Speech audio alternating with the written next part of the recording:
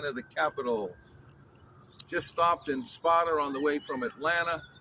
Had a nice barbecue sandwich and some great Southern hospitality, which we all love and we all wish we could enjoy on a daily basis. Because yes, ma'am, thank you, sir.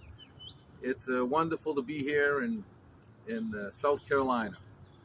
I come to you today as part 2 of my Martin Luther King and Jesse Epps at the Ebenezer Church this morning in Atlanta, and I've arrived here now safely. God bless. And I say God leads the way. God leads the way. I call on the people of South Carolina to listen to Daniel Imperato. I'm a man of God. I love the Lord, I love the people, and I love you. You are like me. And I ask, Mr. Claiborne, where are you? What's going on? We need help. We need Joe Biden's infrastructure plan to build the roadways here in South Carolina, because I just drove here on the 20, and I got to tell you, it's pretty dangerous because the roads are terrible. You need infrastructure, build back America again. That's the problem. That's the problem I have with Joe, because, you know, one thing to say it, another thing to spend the money to do it, but who's watching it? Who's making sure it's progressing? What are the results? And then I come to Lindsey Graham, who I had a great respect for. But Lindsey, you went downhill when you called out the people to donate money to Trump so he can pay his legal bills. Donald Trump said he was going to finance his campaign himself, and that he was going to pay all the legal bills for the people. Remember, he could shoot somebody on Fifth Ave and get away with it? Lindsey, what happened to you? You're a Republican. I'm a man of God. I'm a George Bush and Ronald Reagan award winner, Business of the Man of the Year. And I don't get it, Lindsey. I respect you. Senator Lindsey Graham, the all-time great. Where's the prayer? Why aren't you calling out prayer in America? And Miss Mace, the Republican, that just said, if the Republicans don't stop not thinking of the women of this country and their rights, they're going to lose the next election. I agree with Miss Mace. I have a solution for the abortion issue as well as the guns issue, and we'll talk about that at a later date. This isn't about issues, ladies and gentlemen. Issues are political punts. It's a football. Set that aside. Who's the person that's going to run this country for you, the people? And God leads the way. You have to remember, he's in control. So I call on all, and I mean all, of the politicians that are godly men to join me, Daniel Imperato, 2024 for president, in prayer with me. Whether I win, lose, or draw, I'm calling out the politicians to revive America's prayer again. The rapper, that's Daniel Imperato. And I'll continue to rap until the whole country rallies and gets behind me and prays back the blessing to our country. I'm asking you politicians, pray with me, lift up the spirit, call on me, visit with me, give me an opportunity to share. I'm ready, willing, and able to visit you, speak with you. You can listen to us. You can even do an event on my platform. You can join us. Come on, it's about God. It's not about you. It's about Yahweh. It's not your way. It's Yahweh. And I can tell you, my friends and my citizens, that this is the only way we will restore our birthright as New Israel in this country. So I ask you to pray with me on this Shabbat. Baruch atah Adonai Eloheinu melech haolam v'motzi lehem. In Yeshua's name, Amen. And I ask you to pray here in the wonderful capital city of South Carolina, in front of the Capitol. Pray for South Carolina. Pray for America. It doesn't matter which party you're in.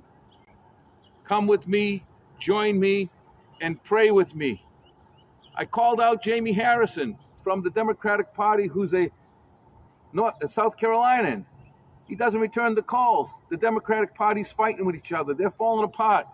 Joe, I know you got to go because that's what the people tell me in Washington.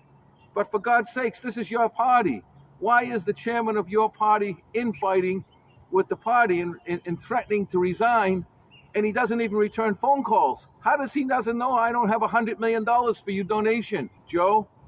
What's going on with the Democratic Party? You said that you wanted another party in this country and to maintain the Republican Party so you can have somebody to compete with. But why aren't you going to do debates? I'm here. If God willing, he'll give me the opportunity. God will lead the way, and I'll have on my own debate, and I will invite politicians to come, all of us, whether they're Democrats, Republicans.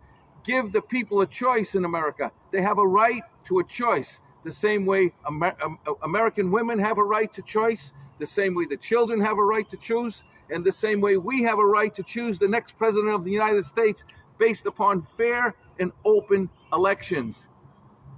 It doesn't look like that. In Georgia, the hearings are going on with what happened with the January 6th and trying to overturn the election and the electors. You got January 6th in Washington, D.C., and you got Donald Trump, the front runner for the Republican Party. How can you do this, Republican Party? Donald had his chance. God bless him. But to call out the people to take money out of their pocket and put it in your pocket so that you can pay personal legal fees.